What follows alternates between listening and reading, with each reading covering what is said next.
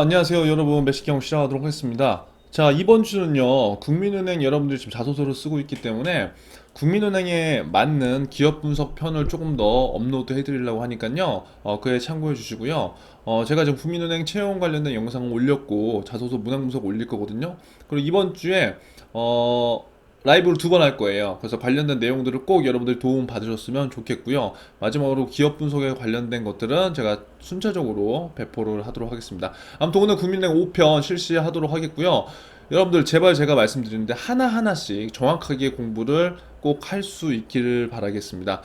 그리고 마음을 너무 급하게 먹지 마시고요. 아직 일주일 정도가 더 남았기 때문에 마지막까지 집중을 해주세요. 자, 오늘은 대출에 관련된 얘기예요. 대출 혹한기가 온다. 연말까지 은행 대출 월 7천억씩 줄여야 되는 지금 상황인데요. 제가 대출 관련된 얘기들을 지금 막 해드렸을 거예요. 그래서 그 내용에 관련된 것들 여러분들이 조금 그 방향성들을 체크하시고, 자, 지금 여러분들 국민은행을 지금 자소서를 작성하기 때문에 또 면접을 이제 준비를 같이 대부분 해야 되거든요. 그럼 그때 이러한 방향 이슈에서 국민은행 과연 어떻게 될까? 그런 것들을 생각하고 흐름을 이해하는 게 굉장히 중요합니다. 자, 그래서 오늘 내용 한번 볼게요. 자, 5년 전 결혼하면서 서울 영등포구에 방 2개짜리 집을 마련한 30대 김모 씨는 올해 둘째가 태어나 집을 늘려 이사를 하려고 대출 알아봤대요. 집값이 많이 올라 같은 동네 큰 평수로 옮기려 해도 4억 원은 더 있어야 됐다. 와, 뭐야 이거? 말이 돼? 여러분들 지금 보면은 말도 안 되는 소리라고 생각하는 거죠. 그런데 지금 전세가 그렇게 많이 올랐어요. 전세가. 그러니까 지금 우리는 아직 취업을 하고 있기 때문에 우리가 잘 못 보는 거지만 지금 부동산 값이 올랐다, 전세 값이 올랐다, 그 말이 그게 아니에요. 내가 똑같은 집에 살라고 하더라도 돈이 많이 필요한데, 예를 들어서 지금 이 사람은 뭐예요? 이분 같은 경우에는 30대 지금 김모 씨, 여러분들이 이제 곧 이렇게 될 거잖아요. 그런데 둘째가 태어난 거예요. 그럼 4인 가족이잖아요. 그래서 조금 더 집 평수를 옮기려고 알아봤어. 그랬는데 집값이 엄청나게 많이 올라서 같은 동네에 조금 약간 큰 평수를 올리려고 해도 4억이 더 있어야 된다고. 4억. 여러분, 4억 어디서 마련해요? 그래서 김 씨는 그동안 모은 돈에 대출을 받으면 될 줄 알았는데 어떻게 돼? 지금 은행에서 연말 대출 상황 어떻게 될지 몰라요. 대출 저희 못 해줘요. 라는 그런 상황인 거예요. 왜? 제가 계속 여러분들한테 매식경에서 얘기했지만 1800조를 넘어선 가계대출 증가세를 꺾겠다. 그러니까 지금 가계부채가 너무 많기 때문에 금융당국이 푸시한다는 푸시. 그래서 어디 은행부터 시작했다? 농협은행부터 그 푸시를 받았다. 농협은행의 대출 증가율이 상당히 높았기 때문에. 그리고 그거에 대한 영향들이 지금 다른 시중은행들까지도 계속적으로 일어나고 있는 상황이다. 여기까지 이해되시는 거죠? 자, 그렇다고 한다면 한번 볼게요.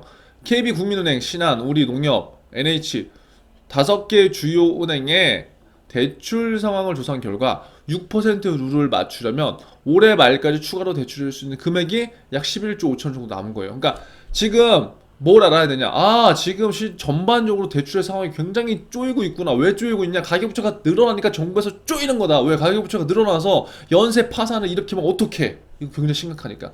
자, 그래서 6% 룰이라는 거는 이제 제도권에서 이걸 맞춰야 된다는 거죠. 그런데 이 6%의 룰을 맞추려고 하다 보니까 연말까지 해줄 수 있는 금액이 얼마다? 약 11조 5천억 정도다. 근데 우리가 이 숫자를 알아야 될 필요가 있다 없다? 이 숫자까지는 우리가 기억은 못해도 좋다. 하지만 6%룰 정도는 우리가 알고 있는 게 좋다. 자, 그래서 9월부터 연말까지 매달 2조 9천억 원의 남짓만 대출이 가능하다는 거예요.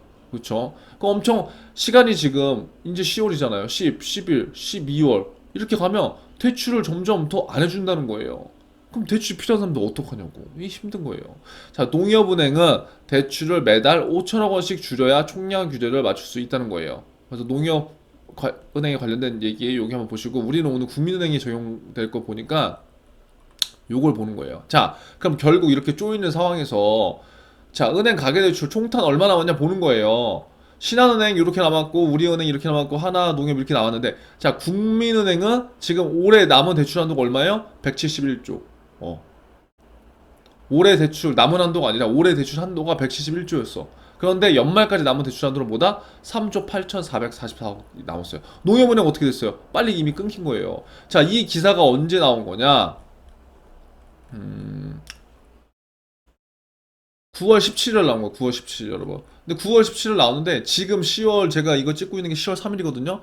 10월달 초에 아마 국민은행도 거의 다 소진됐을 거예요. 왜? 농협은행에서 마이너스가 떴죠? 그 다음에 우리은행도 막 쪼였죠? 그러니까 그 다음 국민은행 사람들이 막 몰려갔거든요? 그러니까 어떻게 돼? 이게 잔액이 없는 거예요. 자, 그래서 이러한 상황들이 지금 왜 일어나고 있냐? 온라인 부동산 커뮤니티 등에서는 대출 절벽 우려로 주택담보대출 등을 포기해야 하는지 문의해야 되는 일들이 굉장히 지금 많이 오고 있다. 굉장히 사람들은 심각한 상황이다. 자, 일부 은행들은 이달 들어 대출이 더 늘어난 상황이라 연말로 갈수록 쪼이기가 심해질 가능성이 있다. 이게 지금 국민은행이에요, KB. 왜? 아까 농협에서 먼저 쪼였잖아요. 그러면 농협에서 대출을 못 받는 사람들 어디로 갔어? 상대적으로 여유가 있는 KB 국민은행으로 갔단 말이에요. 이 기사가 지금 9월 17일 나와 있는데 지금 제가 영상을 찍고 있는 10월 3일 지금 이 사이 동안에 엄청나게 많이 국민은행을 많이 몰라갔어요. 그래서 국민은행의 한도가 많이 줄었을 거라고요. 자, 보세요. 예를 들면 KB 국민은행의 작년 말 대비 대출 증가율은 보세요. 작년 말 대비해서 7월, 8월, 9월 작년 말 대비 대출 증가율 7월 말까지만 해도 2.6%로 지금 금융당국이 그 권고한 6%보다 훨씬 낮았죠. 그런데 지난달 말 8월 말에 3.6%로 1%나 급등한 거예요. 그런데 지금 9월 14일까지 4%가 넘은 거예요. 그러니까 이 속도가 엄청나게 지금 치고 올라가는 거예요. 이 추세라면 이달 말에 4.6%도 그냥 넘는다는 거죠. 그래서 6% 룰에 따르면 지난달 말 기준으로는 연말까지 약 3조 8천억 정도의 대출 여력이 있었는데 한 달 새 반토막이 된다. 그래서 상대적으로 계속 이러한 것들이 대출을 해줄 수 없는 여건들이 일어나게 된다. 즉 대출 한도가 빠르게 소진되자 국민은행은 지난 15일 대출 원리금이 소득에서 차지하는 비율을 뜻하는 DSR 요거 정리해 두세요. DSR 규제를 기존 100에서 120%에서 얼마나 줄였다? 70%. 이게 왜 줄인 거예요? 방향성대로 한도가 계속 주니까 이러한 규제들을 계속적으로 하는 거고 전세자금 대출 금리도 높였어요. 그래서 긴급 처방에 나섰다. 국민은행 관계자는 농협은행이 주택 대출을 축소하자 일부 수요가 흘러들었고 아까 제가 얘기한 거 그 부분이에요.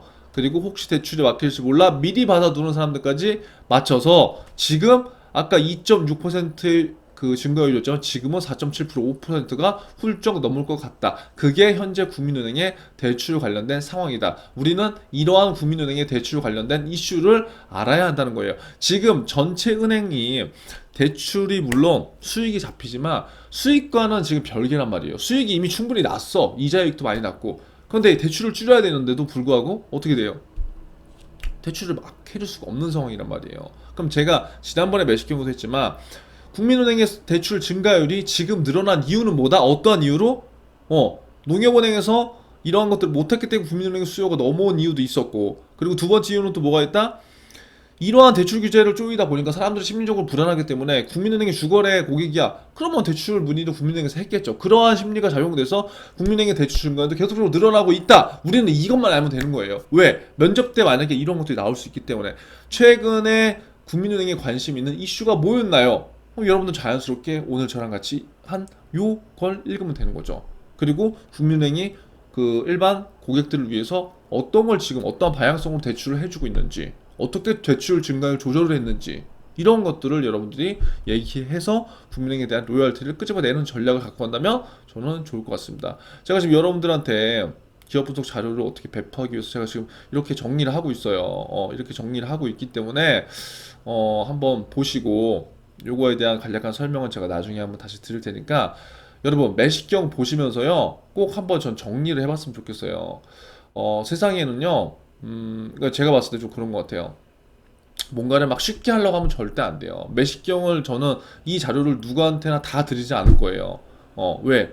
그냥 블로그에 뭐 댓글 남기고 뭐 영상 몇 개 보고 물론 그런 것도 있지만 그렇게 자료를 받아서 활용해도 좋지만 여러분 내가 만든 직접 그 활용한 자료는요 내가 나중에 어떻게든 활용할 가능성이 커요. 그러니까 왜냐하면 여러분들이 지금 이 영상을 보는 친구들도 있겠고 보고 정리하는 친구도 있겠고 보고 정리하고 말하는 친구들도 있다고요. 분명히 이렇게 다변하게 내 걸로 만들고자 노력한 친구들의 결과는요 좋을 수밖에 없다는 걸 저는 꼭 얘기해 드리고 싶어요. 그래서 아무쪼록 오늘 국민은행 5편 기업 이슈 봤는데요 늦었다고 절대 생각하지 말고 저랑 같이 쭉쭉 한번 달려가 봤으면 좋겠습니다. 아무쪼록 여러분 오늘 화이팅 하시고요. 여러분